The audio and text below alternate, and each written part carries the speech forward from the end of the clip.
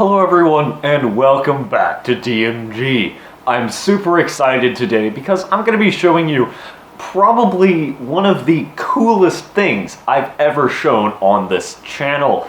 This is absolutely insane, so you're going to want to stay tuned for the whole video. What I found for you today is what I'm sure is the weirdest graphics card ever made. It has two graphics processors, each with HBM memory. It has three 8-pin power connectors. Oh yeah, and it has this permanently attached AIO water cooler from the factory. And it's from 2016. So, this is the Radeon Pro Duo. And, as I said, it uses two Fiji graphics processors. Also in 2016, AMD launched some other Fiji cards which had water coolers and HBM memory, but putting two of them on the same board is absolutely ludicrous for performance and power consumption. This once held the title of the world's fastest graphics card. And that's not just according to AMD marketing, that's according to several benchmarks. But it's been a good while since the launch of the Radeon Pro Duo. 4 gigabytes of memory isn't quite enough for gaming anymore, and dual GPU has been phased out in favor of more powerful single cards. However, we'll still be testing it out, and we'll see just how well this AIO is able to cool it, because I am really curious on how this thing performs. So without any further ado, let's pop it in the test bench. Oh, but wait. I can't use a Core 2 Quad test bench as I usually do for this card. This card needs something a lot more, so that's where my new test bench comes in. This board here is an Asus B450 gaming board with a Ryzen 3700X, I believe, and 32 gigabytes of 3200, I think, megahertz DDR4. My IT teacher just had this laying around and didn't need it, so he gave it to me. And up here, I don't have a single power supply that's powerful enough to run this card. So I have a 750 watt and a 430 watt Thermaltake power supply. And I'll be using some 8 pins from each of them so that I can run this card. Let's go ahead and install it here.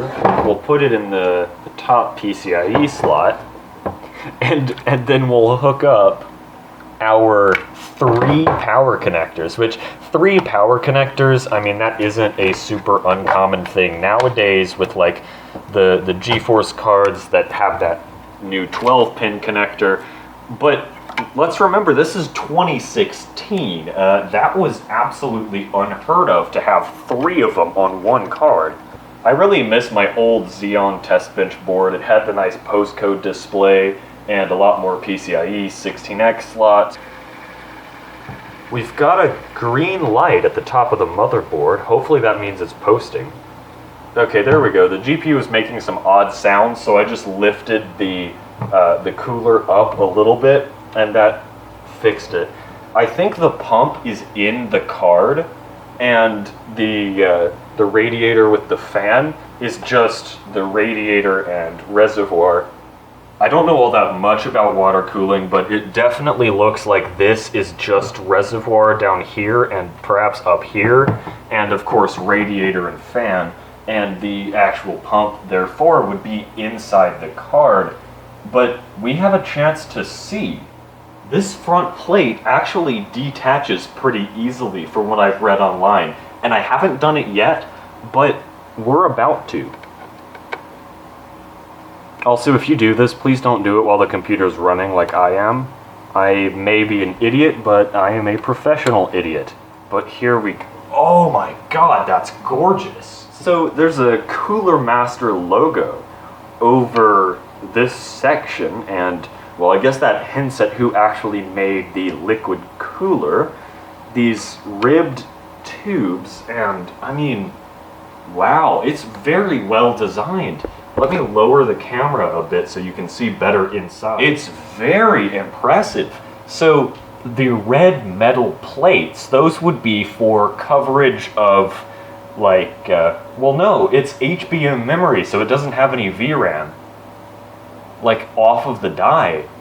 So I guess those would be for cooling power delivery, and one of them would need to be cooling the chip that switches PCIe lanes between the chips, because of course you do need a switcher if you're running two graphics cards on the same PCIe lane. I actually have an older AMD, or rather ATI at the time, dual GPU card. Here it is. This is the Radeon HD 4870X2, and that big chip in the middle that says PLX is what switches the PCIe lane between the two GPUs. Of course, this one will be laid out a bit differently, being like 8 years newer. Now that it's up and running, let's do some tests. I'll go ahead and run my main game suite on it, and I got direct capture testing at 1920 by 1200 or 1920 by 1080. They're really not all that different, but let's get to that benchmark footage. The first thing I tested was the built-in benchmark in Rise of the Tomb Raider. I set the game to high settings and enabled crossfire in AMD Radeon software, but the game still seemed to only use one die of the GPU. The first few tests seemed to go quite well. However, when reaching the later tests, when they were first loading in, there was significant stuttering and FPS drops to the single digits. I bet this is because of the 4 GB of VRAM. Although it has fast HBM memory, only 4 GB of memory per die isn't even enough for Rise of the Tomb Raider. And the final FPS results reflect what was seen in the tests. Although once running for a while the card did stabilize to a quite high frame rate, unfortunately there were drops to as low as 1 FPS, bringing down the average to the high 30s. And this is what my next game test looked like. Me trying to get the damn game to work. This was the first time in this video that I would have to reinstall the drivers, unfortunately. The AMD drivers for this card really aren't that stable, to put it very lightly. The game just kept crashing and wouldn't load properly until I reinstalled those drivers. Eventually, however, I did get games working again, and that brings us to our next test, Teardown. Despite its pixelated graphics, the physics in this game can be incredibly hard on the graphics card, so I thought it would be a nice test. Just walking around and interacting with a few objects, the GPU held up just fine, but it started to lag and stutter considerably when I started throwing explosives everywhere. Predictably, the more chaos you cause, the heavier the game is on your graphics card, and simple things like a lava gun tend not to lag it too much, but huge explosions and interactions with physics objects that trigger chain reactions, for example, and things like particle effects, that sort of thing, really do bring this card to its knees. Again, I enabled Crossfire, but the game was only capable of using a single GPU. At this point, the game was near unplayable with all the fire, lighting effects, and all the particle effects from the smoke and the destruction that I'd caused. And as much as the game was already lagging from regular destruction, when you start pulling out custom weapons like the plane gun, well, things start to get really bad very quickly. You know, I think it might be about time to move on to our next game test, shall we? I was a bit disappointed that I hadn't found a game which utilized both GPUs yet, so I pulled out a game from my older GPU test suite. This is Blur, a DirectX 9 game from 2010, so obviously it won't be too heavy on this GPU. But it supports NVIDIA SLI, and it works very well with SLI, so I had hoped that it would run in Crossfire. Unfortunately, it did not utilize Crossfire, although the game did run exceptionally well on a single GPU, as I had expected it to. Next up, I tried Stray, which is one of my favorite games of all time because of its wonderful heart-touching story. But it can also get a little graphically demanding when you turn the settings up. Accurate grass and fur or hair simulation has always been a bit of a challenge in video games since, well, when you think about it, there's a lot of blades of grass and strands of hair that you need to simulate. However, the Radeon Pro Duo seemed to handle it quite well. Unfortunately, this was another game that didn't use Crossfire, so we're just benchmarking half the GPU here. However, even when only using half of the card, it's not a bad GPU. It's still rather competent, but it does negate the whole purpose of that entire other die. Next up is the notoriously demanding Cyberpunk 2077. After setting the game to medium settings, I additionally enabled AMD Fidelity FX Super Resolution, hoping that its upscaling technology could give us a little bit of a higher frame rate. I ran the in-game benchmark, and in all areas it seemed to be around a constant 20-ish FPS. Again, I assume that this is due to the fast, although very limited in capacity, video memory of 4 GB. I did a little bit of walking around, and this 20 to 30 FPS did seem to hold up in-game. So you could turn down the graphics settings to get a higher frame rate, or keep them up here and get a slightly lower frame rate and just be satisfied with it. Well, can it run Crysis? No, it can't. I sat through a 7-minute unskippable cutscene in Crysis 3 Remastered for the game to crash. After reinstalling the drivers, I restarted the game and it did the exact same thing, so there goes about 20 minutes. And unfortunately, this opening cinematic is pre-rendered, so I can't even base performance figures off of it. Next up, I tried Quake Champions. Not just because it's a great game, but because I thought it might support Crossfire. You see, this game was kind of AMD's poster child for a little while. There was even an ATI Ruby character that you could unlock. And yes, indeed, the game did support Crossfire. However, the 4 GB of VRAM prevented me from effectively utilizing both GPUs, because each GPU was only at about 40% usage, but I couldn't turn the settings up any higher, or it would get unplayable due to full VRAM. At the medium preset that the game defaulted to, the game ran at a solid 50 to 60 FPS, and I was very satisfied with that. But as I've mentioned earlier, when I started to turn up the settings, the VRAM filled up and things got very laggy. No, your YouTube video is not buffering right now. This is the actual gaming experience when you turn all the settings to the maximum. And it's sad because the GPUs weren't even constantly at 100% load, they were just bottlenecked by the full video memory. So I bet this card would be a lot more capable if it had, say, just twice the memory per die. Something I hadn't even considered is, of course, when your VRAM fills up, the textures and stuff back up into your system memory. Something I hadn't even considered is, in Crossfire, it fills up twice the amount of your system memory, one for every GPU.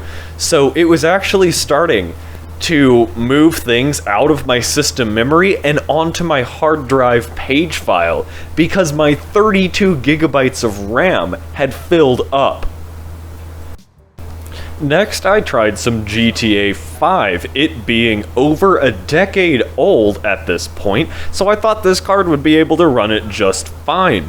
It did utilize Crossfire, but for whatever reason, even at medium settings, the game said the VRAM wasn't filled up all the way, but we would get good performance for a few seconds and then mega stutters for the next few seconds, and then occasionally just random stutters after minutes of it running absolutely fine. So it was a playable experience most of the time, but then there were moments where it would drop so low that it was just a miserable experience. Thus, of course, GTA Online was a much similar experience, running at a decent frame rate, but with significant stutters every few seconds. And as we can see in Task Manager, it was using Crossfire. However, the VRAM was the cause of the stuttering, as we have discussed many times before. I lowered the graphics settings a little bit to be lighter on the video memory, and while the game did run noticeably better with far fewer stutters, it did look a little bit grainy. So, unfortunately with this card, the VRAM is the huge limitation, and as I said a few minutes ago, if it just had twice the memory per die, this card would hold up very, very well today. But unfortunately, due to its only 4 GB of memory per card, even in Crossfire it performs poorly in any modern game. For my next game test, I tried BeamNG.Drive. Of course, 1920 by 1200, as all of these have been tested at, with all of the settings turned to the absolute maximum. It ran quite well, and there were a few stutters, but they were mostly minor compared to what we were seeing in the earlier game tests. Overall, it runs quite well, which honestly was predictable since BeamNG.Drive tends not to be as GPU heavy as a few of the other games we've tested. My final conclusion on this graphics card is as follows. I won't phrase it as, it's not worth buying one today, but rather as, I would have loved to own one when it was new. This card was an absolute beast when it came out, which of course earned it its world's fastest GPU moniker and its $1,500 plus price tag. And when it came out in 2016, multi-GPU setups and games supporting Crossfire were far more common, and of course, games, even in the AAA range, weren't nearly as demanding on video memory as they are today. But with games recently requiring so much more VRAM, unfortunately, this card lags behind. Additionally, because most games out there only support one of the GPUs instead of parallel processing using both, I hate to concede that this card just isn't quite worth buying anymore. This card did sort of fail, though, to hit the other half of its target market. It was supposed to be for gamers and like professional work and content creation. Unfortunately, pretty much every professional app out there is optimized for CUDA and NVIDIA GPUs by extension, so AMD cards, no matter how cool and powerful, will perform worse than an NVIDIA card, even a single one, versus the 2 AMD dies in Crossfire. And I did try a few applications like folding at home, where it made fewer points per day than a Quadro M2000, which is basically a GTX 960.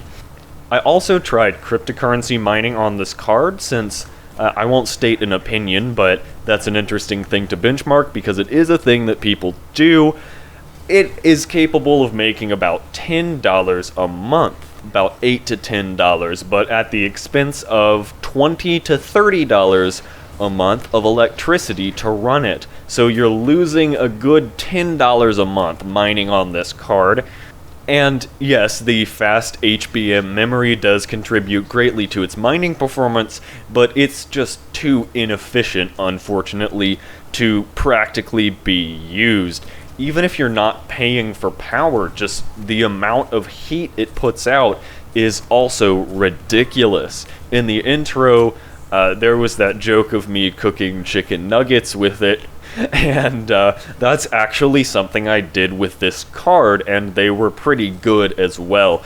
But anyway, my final conclusion is, since you can really only use half the card anyway, if you want to buy a Fiji card with insufficient VRAM, you could get the R9 Fury, the R9 Nano.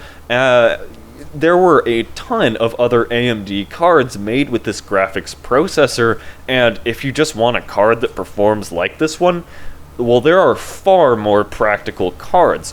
These are still about $400 due to their novelty and unique nature. Granted, I didn't pay $400 for my card, but that is way too expensive for one of these cards given their capabilities nowadays. So my overall final conclusion is, although it's a fascinating card and it was very fun to benchmark and mess around with, unfortunately it's not practical and not really worth buying at market price. That is going to wrap it up for this video. Thank you everyone so much for watching. I hope this content was informative or enjoyable or any other adjective you can stuff in there that makes my video look good. However, this is the end, so I hope you will join me in my next video or check out some of my older content. But for now, thank you for watching.